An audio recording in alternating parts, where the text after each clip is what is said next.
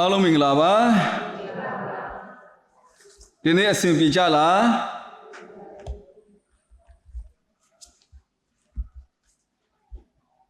ကျွန်တော်တို့မလကုံဆုံးပိုင်းတောင်ရောက်နေပြီနော်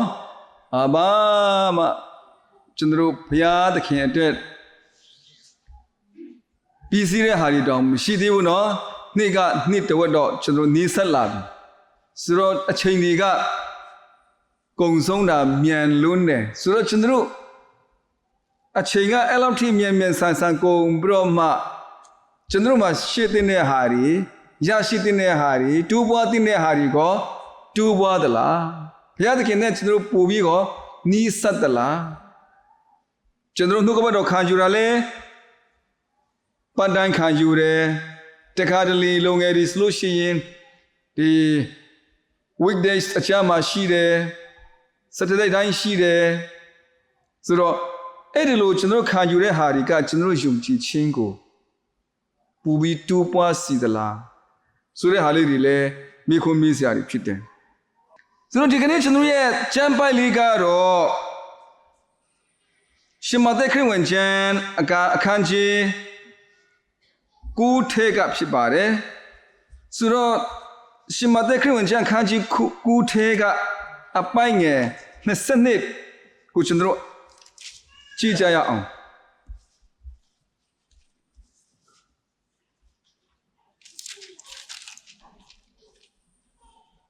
အပိုင်းငယ်22ကျွန်တော်ဆွေးကျင်းချက်လေးဖြစ်တယ်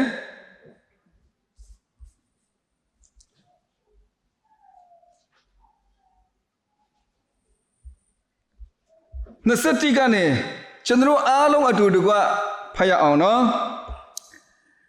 ဖတ်ကြမယ်ငါသည်အဝတ်တော်ကိုသာတူးလင်ချမ်းသာရမယ်ဟုစိတ်ထင်နှင့်နောက်တော်သို့ချင်းကပ်၍အဝတ်တော်ကိုပန်းပွားကိုတူးလီ၏ယေရှုသည်လဲ၍ထိုမိန်းမကိုမြင်တော်မူလျှင်ငါသမီးမစိုးရင်လေတင်၏ယုံကြည်ခြင်းသည်တင်အနာကိုငြိမ့်စေပြီဟုမိန့်တော်မူ၏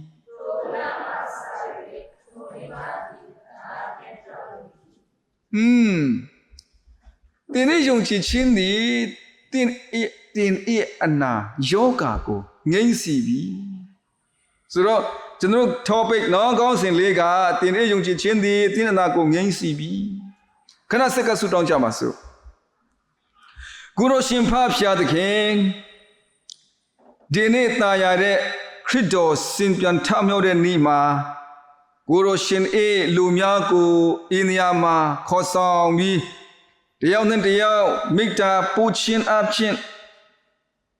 နှုတ်ကပတ်တော်အဖြစ်တော်လကောင်းကျွန်တော်ကိုရရှင်ရဲ့မျက်မှောက်မှာဝိညာဉ်တော်အဖြစ်သားတော်ရဲ့နာမတော်အဖြစ်ခမဲတော်ရဲ့နာမတော်အဖြစ်မိတ္တာရဖွင့်နိုင်ခြင်းကိုအခွင့်ကောင်းပြင်ဆင်ပြီးတဲ့အတွက်ကျေးဇူးတော်ချီးမွမ်းပါ၏အခုချိန်မှာကျွန်တော်ကိုရရှင်မိမ့်မထားတဲ့နှုတ်ထွက်စကားကိုနှလုံးသွင်းဆင်ခြင်ဖို့အချိန်ယူကြမှာဖြစ်ပါ၏တအို့တယောက်ချင်းစီအသက်တာကိုကောင်းချီးပြီးတော်မူပါကျွန်တော်ရဲ့အသက်တာကိုယုံကြည်ခြင်း၌ကြီးထွားခွင့်လည်းပေးသနာတော်မူပါယုံကြည်ခြင်းနဲ့ဆိုင်သောသင်ခန်းစာကိုကျွန်တော်တင်ယူမိနိုင်ဖို့လို့ငါတန်ရှင်တော်ဝိညာဉ်တော်အဖက်မဆာပြီးလမ်းပြပူဆောင်တွင်တင်ပြီးတော်မူပါကျေးဇူးတော်ချီးမွမ်းလျက်ခရစ်တော်၏နာမတော်မြတ်၌ဆုတောင်းကြပါသည်ဖဖျားသခင်အာမင်ကျွန်တော်ယုံကြည်ခြင်းနဲ့ပတ်သက်ပြီးတော့မှတင်ယူခဲ့တာဘယ်နှချိန်ရှိပြီလဲယုံကြည်သူတွေကကျွန်တော်လုပ်ခဲ့တဲ့အရာတွေကိုဘယ်လောက်ထိကယုဆိုင်တယ်လဲဘယ်လောက်ထိကယုမဆိုင်ဘူးလဲဆိုတာတခါတလေစမ်းစစ်ဖို့လိုတယ်နော်ပြီးတော့ကျွန်တော်ရဲ့အသက်သွေးကြောဖြစ်နေတဲ့နှုတ်ကပတ်တော်ကိုလည်းတခါတလေကျွန်တော်ဖတ်ပြီးမဲ့လဲသိပြီးဖတ်ပြီးနောက်ပိုင်းမကြံတဲ့ဟာတွေကြံတဲ့ဟာတဲ့ကြံတဲ့မကြံတဲ့ဟာတွေကပိုများတယ်ခလေးထမင်းစားတဲ့အခါမှာစမွေးပေါ်မှာထမင်းတွေကိုအများကြီးချခိုင်းတယ်ဆိုလို့ရှိရင်တို့အရန်အတကုံစိတ်ဆိုးပြီးတော့မှဟောင်းတယ်ဆူတယ်အဲ့လိုထမင်းမစားနဲ့နော်နောက်ဆိုလို့ရှိရင်ထမင်းတွေစမွေးပေါ်မှာမချခိုင်းနဲ့အဲ့လိုကျွန်တော်ဆိုဆုံးမပြီးတော့မှ ကျွန်တော်ရဲ့အသက်တာအတွက်အရာရှိချီပြီးမှနော်အသက်တာအတွက်မုံကဲ့သို့ဖြစ်နေတဲ့နှုတ်ကပတ်တော်ကိုကျွန်တော်ဖတ်တဲ့အခါမှာနားထောင်တဲ့အခါမှာဘုရားကျောင်းထဲမှာတော့ကောင်းကောင်းနားထောင်တယ်လို့အပြင်ရောက်တော့လဲတခုမှမကြံပဲနဲ့ခလီထမင်းစားတယ်လို့ပဲကျွန်တော်ဖြစ်သွားအဲ့လိုမျိုးချင်းအများကြီးရှိဒီကနေ့ဒီယုံကြည်ခြင်းသင်ခန်းစာကိုကျွန်တော်သင်တဲ့အခါမှာပထမဆုံးအနေနဲ့ဤမြလောက်သောယုံကြည်ခြင်းတန်မိုးရဲ့ယုံကြည်ခြင်းကိုခရစ်တော်ကချီးမွမ်းခဲ့တဲ့အကြောင်းမာသဲအခန်းကြီး၈ပိုင်းငယ်30အဲ့ဒီဟာနဲ့စန့်ကျင်ဖက်သူရဲ့နောက်ကိုတကောက်ကောက်လိုက်ပြီးတော့မှသူရဲ့ခြေတော်ရင်းမာဒေသနာကိုနားထောင်ပြီးတော့မှခံယူပြီးတော့မှတစ်ချိန်လုံးသူနဲ့အတူရှိနေတဲ့တပည့်တော်တွေရဲ့တိတ်ပြီးမထင်မရှားဖြစ်တဲ့ယုံကြည်ခြင်း you of little faith ပြီးတော့နောက်တစ်ခုကအရင်ပတ်တော့ကခရစ်တော်ကသူတို့ရဲ့အပြုတ်မှုတဲ့အရာတွေကိုကြည့်ပြလူနာကိုတည်လာတဲ့ပုံစံတွေသူတို့ချင်းကလာတဲ့ပုံစံတွေကိုကြည့်ပြမှခရစ်တော်ကဘယ်လိုပြောလဲဆိုလို့ရှိရင် when Jesus saw their faith သူတို့ရဲ့ယုံကြည်ခြင်းကိုမြင်သောအခါကဲမတူညီတဲ့အရာပထမမှာတမိုးရဲ့ယုံကြည်ခြင်းကတော့ဤမြလောက်သောယုံကြည်ခြင်းသူအနည်းနာမှာအမေရရှိနေပြီးတော့မှဒီတနာကိုအမေရခံယူနေတဲ့တပည့်တော်ရဲ့ယုံကြည်ခြင်းကြတော့ little faith လူနာကိုတည်လာတဲ့သူရဲ့ယုံကြည်ခြင်းကြတော့ခရစ်တော်ကကောင်းကောင်းမြင်နိုင်တယ်ဆိုတော့ဒီကနေ့ယုံကြည်ခြင်းနှမျိုးငါတို့မှာရှိတယ်ငါတို့ချမ်းမှာလည်းအဲ့လိုတော့ဖြစ်မယ်လို့ကျွန်တော်ယုံကြည်တယ်မဖြစ်ဘူးတော့ဆုတောင်းကြတာ obvious faith မြင်သာတဲ့ယုံကြည်ခြင်း obscure faith ဒီမီလို့မရတဲ့မရှင်းမလင်းဖြစ်နေတဲ့ယုံကြည်ခြင်းမရှိဘူးလို့လည်းမပြောချင်ဘူးတကယ်မြင်သာတဲ့ယုံကြည်ခြင်းလည်းမဟုတ်ဘူး obvious versus obscure ဒီကနေ့ကျွန်တော်ဖတ်နေတဲ့ကျမ်းပိုက်လဲအဲ့ဒီနှစ်ခုအကြားမှာနှစ်ခုဘေဖက်ကိုရိုင်တဲ့ယုံကြည်ခြင်းမျိုးလဲဆိုတော့ကျွန်တော်အတူတကွစဉ်းစားဖို့ဖြစ်တယ်ဒီနေ့ကျွန်တော်ဖတ်သွားတဲ့ကျမ်းပိုက်ဟာဆိုလို့ရှိရင်ရှင်လုကာအထဲမှာကျွန်တော်ကြည့်တဲ့အခါမှာပူပြီးတော့မှဒီစိတ်ဝင်စားစရာရှင်မာကုထဲမှာလည်းရှိတယ်ရှင်လုကာအခန်းကြီး8ကိုလှန်ကြရအောင်ရှင်လုကာအခန်းကြီး8ကိုတွားကြရအောင်အပိုင်ငယ်40ကနေသူတို့ဒီခရစ်တော်ကသူ့ရဲ့ရွာကိုပြန်ပြီးတော့မှရောက်နေတဲ့ချိန်မှာဖြစ်ပြတဲ့အရာပေါ့နော်လူထိုးတွေကသူ့ကိုစုံပြီးတော့မှမျောပြီးတော့မှကျူဆူကြတဲ့ပုံစံဝမ်းမြောက်စွာလက်ခံကြ၏ဆိုတဲ့အပိုင်ငယ်40နော်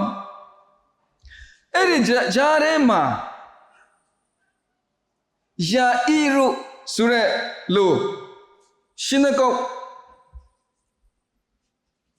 တရားစရက်မူနော်synagogue ကိုအုပ်ချုပ်တဲ့ကြီးစုဆောင်ရှောက်တဲ့တရားရက်မှု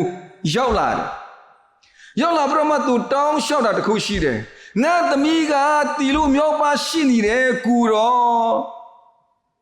အကျွန်ုပ်အင်ကိုချွာလာပြီးတော့မှသမီးကိုကျမ်းမာအောင်လာလို့ပြီးပါလားဆိုပြီးတော့မှလာတောင်းပါနာကိုကျွန်တော်တွေ့မြင်တယ်။ပြီးတော့အဲ့ဒီသမီးကလည်းရှင်လုကာကတော့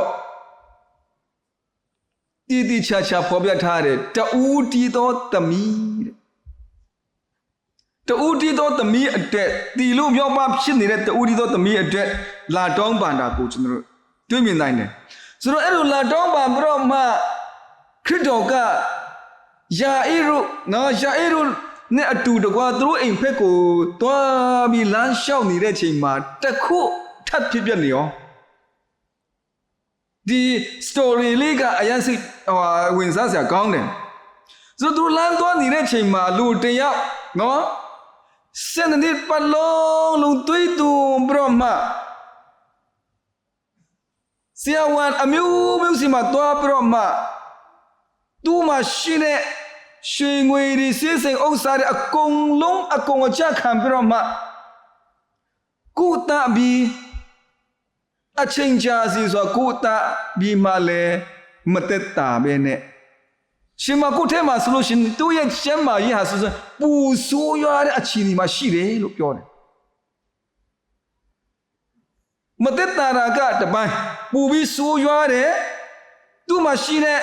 ငွေတွေအားလုံးကုန်ဆုံးသွားပြီးဆရာဝန်တွေလည်းအကုန်လုံးပြပြီးပြီဒါပေမဲ့ဘာမှထိုးမလာဘူးအဲ့ဒါနဲ့ခရစ်တော်အဲ့ဒီမှာရှိနေတယ်ဆိုတာကိုသူသိတာနဲ့လူထုံထဲမှာဝင်သွားပြီးတော့မှသူ့ရဲ့စိတ်ထဲမှာအိုးငါရဲ့ကျမ်းမာရေးအခြေနဲ့ငါလုတ်ခဲ့တဲ့မြတ်တွေမအောင်မြင်တာနဲ့ခရစ်တော်ရဲ့ဆောင်ပန်းပွားလေးတော့နော်ဒီခရစ်တော်ရဲ့ဆောင်ထိတ်နာလေးကူတော်မှကျွန်တော်တွားထိမိလိုက်လို့ရှင်ကျွန်တော်ကျမ်းမာလိမ့်မယ်ဆိုတဲ့ယုံကြည်ခြင်းသူ့ရဲ့စိတ်ထဲမှာပေါ်လာဒါပေမဲ့ဂျိုးလူမျိုးတွေအနေနဲ့စဉ်းစားရမှာကမင်းကလေးတယောက်ပြီးတော့သူ့ရဲ့အနာရောဂါကလည်းဂျိုးလူမျိုးတွေရဲ့ဒီလောထဲမှာဆိုလို့ရှိရင်ဒီမတန့်ရှင်းတဲ့သူထဲမှာနော်ဖြန်းလာတာတခုတည်းမဟုတ်ဘဲနဲ့သွေးသွန်တဲ့ဟာမျိုးကသူတို့ပုံမှန်ရာသီလာတာတော့မသွေးသွန်တာတော့မှသူတို့က9ရက်လာမတန့်ရှင်းတာအဲ့လိုရှိတယ်ဆိုတော့သူ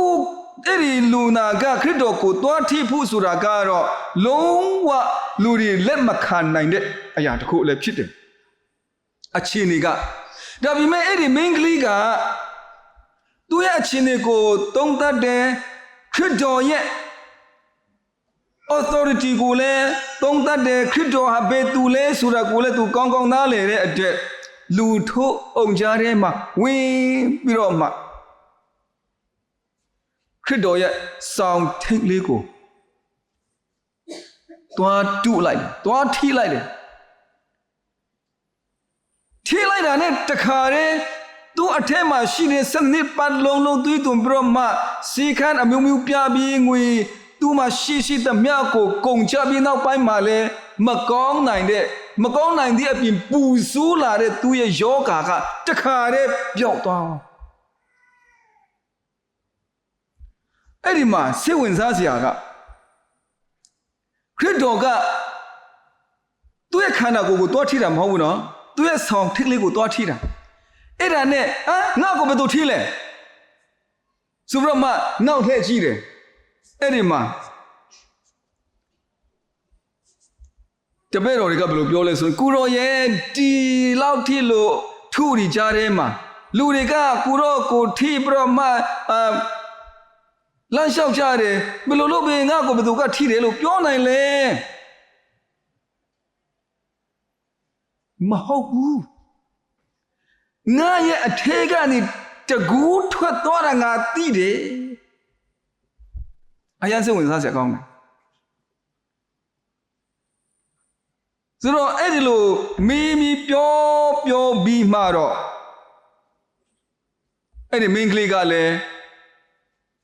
သူလှုပ်ခဲ့တဲ့အရာတွေကိုဖုံးကွယ်လို့မရတော့ဘူးဖြစ်ပြီဖုံးကွယ်လို့မရတော့တဲ့နောက်ပိုင်းမှာကျတော့ဝန်ခံပြီးတော့မှဘယ်လိုပြောလဲဆိုလို့ရှိရင်ထိုမိန်းမသည်မိပုံးဆောင်၍မနေနိုင်သည်ကိုသိလျင်အပိုင်ငယ်56လက်စကွန်တုံလို့လက်လာ၍အပေအကြောင်းကြောင့်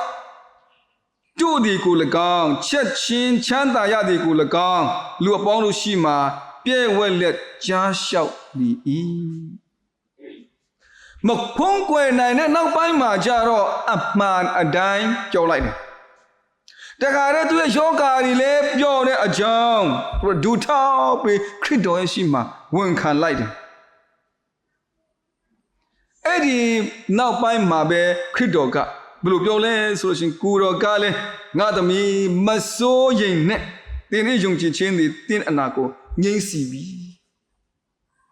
သူ ตัวยงจีชินเนี่ยตัวเย่คัสตอมกันเลยตัวเย่ชินจิมูริกันเลยฮันตานี่เนี่ยอะไรอัตราเสียมีอะไรสิเนี่ยหากกูยงจีชินอาพินดูประมาตัวที่เย่เนี่ยยงจีชินกูคริสต์ก็มันมีเย่เลยตัวกองตีตัวขณะกูมาที่เป็นเนี่ยตัวสองที่เลยที่ยินเลยตัวกองตีเลย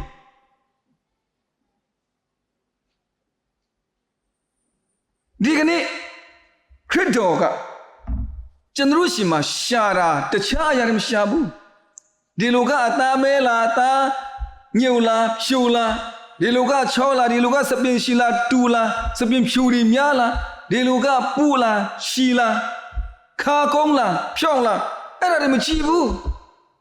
ฉันตาลากาชิลาไตชิลาไม่จีบูไม่ชาบูงารุสิมาชาเนี่ยอย่าด้วยมินชินะอย่าตะคูไปชีเลยไอ้เราก็ยงจีชินไหมไอ้เราจ้าแต่โมยยงจีชินก็รอกองชิมัน来อีเมียเราตัวยงจีชินอีเมียเราตัวยงจีชินกูตัวตะเบริสิมาชิตินเดตัวမျိုးတွေဂျိုလိုမျိုးတွေရှိမှရှင်းသိတယ်ဘာကြောင့်လဲသူတို့မှာပြင်ကတရားတွေရှိတယ်နေ့တိုင်းဖတ်တယ်ရွတ်တယ်နားထောင်တယ်သူတို့ရှိမှရှိလားမရှိဘူးအိမြတ်လောက်တော့ယုံကြည်ခြင်းကတပါးအမျိုးသားတက်မှုရှိမှရှိတယ်သူရဲ့ယုံကြည်ခြင်းကြတော့ဂါလိလဲအိုင်မှာတခါတည်းနဲ့မူးသေးတဲ့ထန်လာပြတော့လီမုန်နဲ့ကြားလာတဲ့အခါမှာသူတို့လေကမြုပ်ခါနေနေခရစ်တော်သူတို့ရှိမှရှိတယ်သူတို့သိတယ်ဒါပေမဲ့သူတို့စိုးရိမ်တယ်ခရစ်တော်ကိုအိမ်နေတဲ့အချိန်သူတို့နိုးတယ်ငါတို့ပြည့်စည်တော့မလဲပြည့်စည်တော့မလဲအဲ့ဒါကိုတော့လက်ခံနေသလား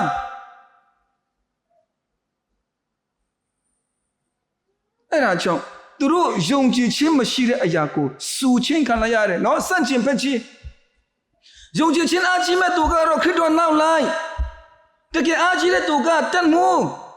ယောမတတ်မှုနော်ဂျူရီကဟိုးအပြင်ဖက်ကလူသူတို့ခံယူတဲ့လူတွေထဲကတယောက်တတိယချင်းလူနာကူသူတို့တင်လာပြတော့မှအိမ်ခေါင်မှုပေါ်ကနေချထားတဲ့သူတို့ရဲ့ပြုမှုချက်တွေကိုကြည့်တဲ့အခါမှာသူရဲ့ယုံကြည်ခြင်းကိုခရစ်တော်ကမီးနေဒီတခါအမျိုးသမီးရဲ့ယုံကြည်ခြင်းအမျိုးမျိုးတော့အဟနာတကူကြော်ဖြစ်ပြီးတော့မှခရစ်တော်ရဲ့ဆောင်ထက်လေးကိုတွားတူတဲ့အမျိုးတွေယုံကြည်ခြင်းကိုခရစ်တော်ကကောင်းသိတယ်နားလည်ပြီးတယ်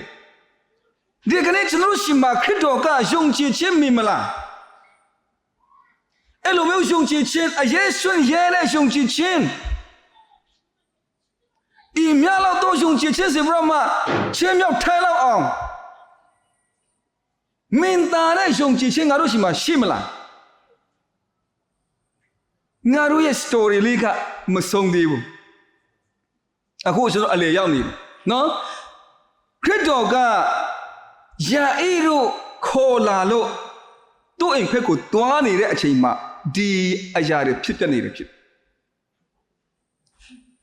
လမ်းမှာပဲဖြစ်ပြနေတာအခုကဆဲပရမသူတို့ယာအေတို့အိမ်ကိုသူတို့တွားနေတယ်ယာအေတို့လာခေါ်တဲ့အချိန်မှာတော့သူ့သမီးကတီလို့နီးဆဲဆဲနော် she is dying or she was dying သူကတီလို့နီးပါဖြစ်နေတယ်အချိန်ဒီမှာဒါပေမဲ့အဲ့ဒီလိုမျိုးအချိန်နေဖြစ်ပြီးမှအဲ့ဒီ main ကလေးတွေကျမချင်းရပြီးမှယာအေတို့အိမ်ကနေ messenger ရောက်လာတယ်တည်င်းတမရောက်လာအဲ့ဒီတည်င်းတမကပါတည်င်းတေလာတယ်လို့ဆိုလို့ရှိရင်ကဲယာအေတို့တည့်ရသမီးဆုံးသွားပါပြီကူတော်ကိုအနှောက်အယှက်မပြီးနဲ့တော့အဲ့ဒီချိန်မှာဘာတွေဖြစ်ပြမလဲဆိုတာစောင့်ကြည့်ရအောင်အယမ်းစိတ်ဝင်စားချက်ကောင်းကိုရောကိုအနောက်ရှမပြင်းနေတော့တင်းရဲ့သမီးကဆုံးသွားပါပြီတည်သွားပါပြီအပိုင်ငယ်49မှာ ထိုသူမိန်တော်မူစဉ်တွင်တရားဇတ်မို့အိမ်မလာလူလာ၍ကိုရော၏သမီးတည်ပါပြီဆရာကိုမနှောက်ရှက်ပါနဲ့ဟုဆို၏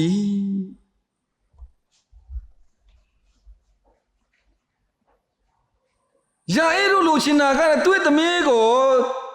ချမ်းမာစေဖို့ဖြစ်တယ်အနာယောဂကိုကူနိုင်အောင်ခရစ်တော်မှာတကူရှိတယ်ဆိုတာတော့ယုံကြည်တယ်ဒါပေမဲ့အခုသူ့ရဲ့သမီးကယောဂနဲ့မဟုတ်တော့ဘဲနဲ့အသက်မရှိတော့ယာအေတို့ကခရစ်တော်ကိုသူ့ရဲ့သမီးတည်ချင်းကနေပြန်ရှင်ဖို့ရန်တကူရှိတယ်ဆိုတော့မှအဲ့ဒီစင်ထေယုံကြည်ခြင်းရှိပါမလားဆိုတော့စိတ်ဝင်စားစရာဖြစ်တယ်ဒီကနေ့ကျွန်တော်ရဲ့အသက်တာမှာနော်ကိုယ့်ရဲ့သမီးရဲ့ခြေနေမှာထားကြည့်ပါအောင်အဲ့ဒီချိန်မှာအဲ့ဒီစကားကိုကြားလိုက်တာနဲ့ယေရှုကဘယ်လိုပြောလဲဆိုလို့ရှိရင်အပိုင်ငယ်90မှာယေရှုသည်ကြားလင်မကြောက်ကြနဲ့နော်ဒီစကားကိုခဏခဏပြောတယ်စနေနေ့လုံးလုံးတွေးတင်တဲ့သမီးတွေရှိမှလဲမစိုးရင်နဲ့မကြောက်ကြနဲ့ယုံကြည်ခြင်းစိတ်တစ်ခုသာရှိစီလို့အယံပဲစိတ်ဝင်စားစရာကောင်းတယ်ယုံကြည်ခြင်းစိတ်တစ်ခုသာရှိစီလို့ခရစ်တော်ကဘယ်အရာမှမင်းချင်းနာမရှိဘူးယာအေတို့အသက်တာမှာဘာတစ်ခုတည်းပဲရှိတယ်ယာအေတို့ရဲ့ယုံကြည်ခြင်းတစ်ခုကိုပဲမြင်ချင်းအဲ့ဒီယုံကြည်ခြင်းလားဆိုလို့ရှိရင်အနာယောဂါကိုငင်းရှင်နိုင်တဲ့တကူ authority အခွင့်အာဏာခရစ်တော်မှာရှိတယ်ဆိုတဲ့အလုံးမှာတည်ခြင်းတရားကလည်းခရစ်တော်ရဲ့ power authority ကိုမဟန်တားနိုင်ဘူးဆိုတဲ့တကူဆိုရင်ယုံကြည်ခြင်းကိုခရစ်တော်ကယာအေရရဲ့အသက်တာမှာမြင်စီခြင်းနဲ့ရှိစီခြင်းအဲ့ဒီယုံကြည်ခြင်းမျိုးကိုစပတ်ကြည့်အောင်ထို့သောရှိလင်သူသည်ဘီမှလွတ်လိမ့်မယ်ဟုတရားဇက်မှုအားမိန်တော်မူ၏ထို့သောရှိလင်ဆိုတော့အဲ့ဒီပြောပြီးနောက်ပိုင်းမှာသူဆက်သွားပြတော့အိမ်မှာရောက်တယ်အိမ်မှာကဒီနေ့မိပြီဖြစ်တဲ့အတွက်လူတွေကငိုကြတယ်ကျွန်တော်ဟိုတော့ကဒီကျွန်တော်ဘိုးဘေးတော့ကအချိန်လိုပဲဂျိုးလိုမျိုးတွေတီးရတယ်ဆိုလို့ရှိရင်တို့တချင်းတွေဆိုတယ်အမျိုးမျိုးသောမျိုးစတွေတီးပြီးတော့မှနော်နေကြတယ်ခရစ်တော်ပြောတဲ့စကားထဲမှာအဲ့ဒါကျွန်တော်ကောင်းကောင်းမြင်နိုင်တယ်ပေါ့နော်အဲ့လိုမျိုးတချင်းဆိုရင်အဲ့လိုမျိုးမျိုးစုတွေတေးရင်ငိုရမယ့်အချိန်ရှိတယ်အဲ့လိုမျိုးတချင်းဆိုပြီးအဲ့လိုမျိုးမျိုးစုတွေတေးရင်ကားရမယ့်အချိန်ရှိတယ်ဒါပေမဲ့အဲ့လိုမျိုးလုပ်ရင်လည်းမင်းတို့ကငိုလဲမငိုလို့ကြွားလဲမကဆိုပြီးတော့မှတခါပြောဖို့တယ်ရှင်မသက်ခရစ်ဝင်ကြံခန်းကြီးစစ်တွေထဲမှာဆိုတော့ဒီမှာသူတို့ကအမျိုးမျိုးသောငွေရန်ငိုချွေးမြေရန်ချင်းလုပ်ပြီးတော့မှဒီမှာဘာစကားသုံးတယ်လဲဆိုလို့ရှိရင်ကျွန်တော်အမှားပြန်ပြောမိမှာဆိုလို့တည်တည်ချာချာ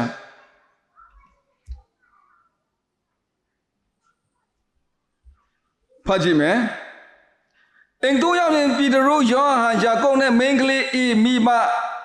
မှတပါအဘေသူကိုမြတ်အထဲသို့မဝင်စီချင်းငါစီတာတော်မူ၏လူအပေါင်းတို့သည်ငိုကြွေးမိရန်ကြသည်ကိုတော်ကမငိုချနဲ့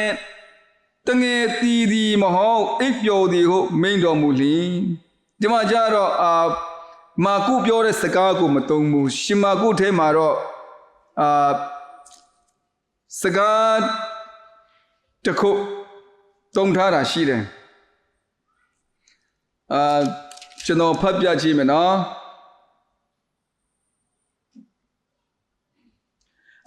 အုံတဲတဲပြုတ်ကြသည်ကို၎င်းဆိုတော့အုံတဲတဲ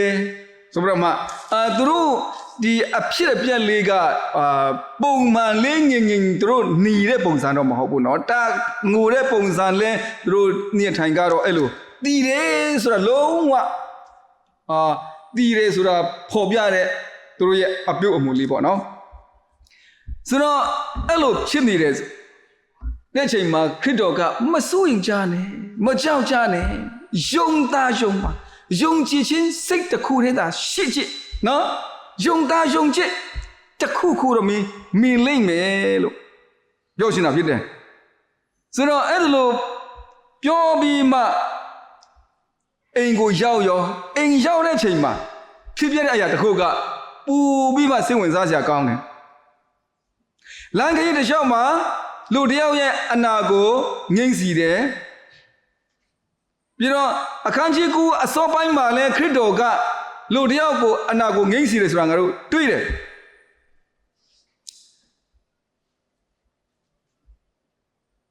အပိုင်းငယ်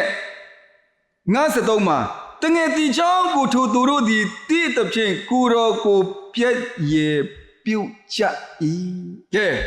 ဟုတ်ပြီကျွန်တော်ဒီမှာလိုအုပ်စုအမျိုးမျိုးဆိုတွေ့တယ်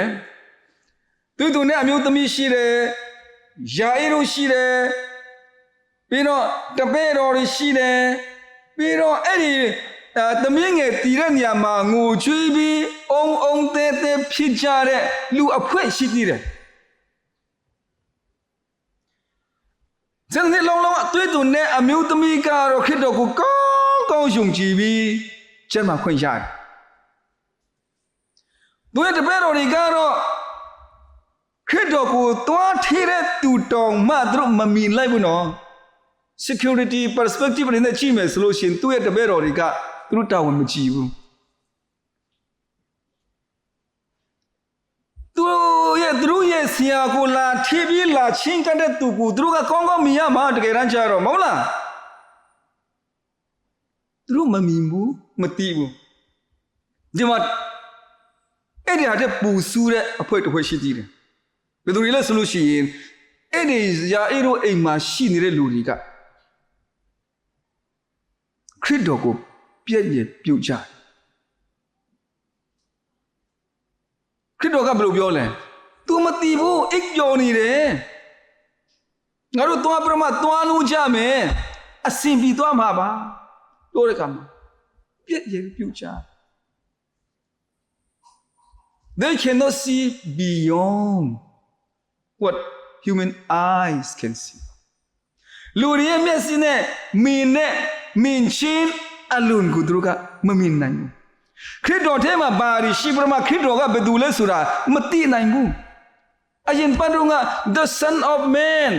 has the power to forgive ဤလူသားဒီနော်လူသားမှာအပြစ်ခွင့်လွှတ်နိုင်တဲ့အခွင့်အာဏာရှိတယ်ဆိုတာလူတွေကမမြင်နိုင်ဘူးနားမလည်နိုင်ဘူးဒီတစ်ခါမှလဲဒီလူတွေကခရစ်တော်ကကျမ်းမာခြင်းကိုပဲပြီးနိုင်တာတခုတည်းမဟုတ်ဘဲနဲ့ဒီချင်းကနေလဲပြန်အသက်ရှင်နိုင်တဲ့ဆိုတာကိုဒီမှာရှိတဲ့လူတွေငိုချွေးတဲ့လူတွေကယာအေးရိမ်မှာရှိတဲ့လူတွေကမမြင်နိုင်ဘူး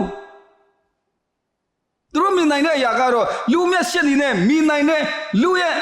ဦးနှောက်နဲ့နားလည်နိုင်တဲ့အစင်ပဲဖြစ်တယ်ဆိုတော့သူတို့အိမ်ထဲပြင်ဆင်ဖို့သူရဲ့မိမပီတရုယောဟန်နော်အန်ဒရူ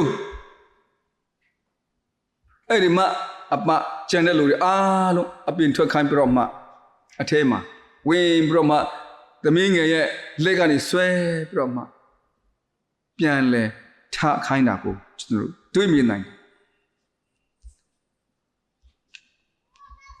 တကယ်ပဲယုံကြည်ခြင်းနဲ့ခရစ်တော်ထံတော်မှာတိုးဝင်တဲ့သူတိုင်းသူတို့ဆန္ဒကိုခရစ်တော်က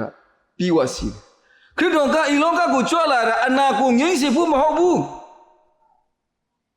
ဒီနေတဲ့သူတွေကိုအမေရန်ထားစေဖို့လည်းမဟုတ်ဘူးခရစ်တော်တည်ခြင်းမှပြန်ရှင်ခိုင်းတာပဲဘယ်နှယောက်ရှိလဲနှစ်ယောက်လာဇရုရဲ့ဒီမင်းကလေးရဲ့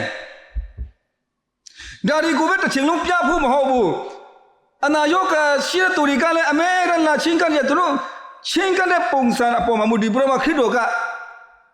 သူတို့ရဲ့အနာယောဂါတွေကိုငြိမ့်စီတာကျွန်တော်တွေ့တယ်ရှင်မသက်ထဲမှာဆိုလို့ရှိရင်လာတဲ့သူယောဂါရှိတဲ့သူနော်အနာရှိတဲ့သူလာတဲ့သူမှန်သမျှသူတို့ယောဂါတွေပျောက်ကင်းစီတယ်ဘယ်လောက်ထိကယုနာနဲ့ပြောရတဲ့ခရစ်တော်ဒါပေမဲ့ကျွန်တော်မသိတဲ့အရာကဘာလဲဆိုလို့ရှိရင်ဒီအရာတွေပြုတ်ချင်းအဖြစ်ခရစ်တော်ကိုလူတွေကယုံကြည်ဖို့ဖြစ်တယ်အဲ့ဒီအရာကိုကျွန်တော်ကမိယောပြမအနာပြောခြင်းတို့ယောဂပြောခြင်းတို့တည်ခြင်းမစင်ခြင်းတို့ကိုအမှုအကြီးအကျယ်ကျွန်တော်ထားပြမအဲ့ဒီအရာကိုကြီးကြီးကျယ်ကျွန်တော်ပြောတယ်အတိတ်ကအဲ့ဒါမဟုတ်ဘူးအတိတ်ကတော့ခရစ်တော်ကိုငါတို့ယုံကြည်ပြီးမှခရစ်တော်ဆိုတာဘယ်သူလဲလိုင်းကြီးမုန်တိုင်းကလည်းမဟန်တာနိုင်တဲ့ခရစ်တော် nature နော် nature ကလည်းသူ့ရဲ့ authority သူ့ရဲ့ power ကိုမဟန်တာနိုင်ဘူးဒီချင်းကလည်းသူ့ရဲ့ power ကိုမဟန်တာနိုင်ဘူးယောဂကလည်းသူ့ရဲ့ power ကိုမဟန်တာနိုင်ဘူးအဲ့လိုမျိုးတကူအဲ့လိုမျိုးအခွင့်အာဏာရှိတဲ့လူသားကိုပဲမင်းစီချင်တာခရစ်တော်ရဲ့ပုဂ္ဂိုလ်ခရစ်တော်ရဲ့ personality ခရစ်တော်ရဲ့ဖျားဖြစ်ခြင်းကို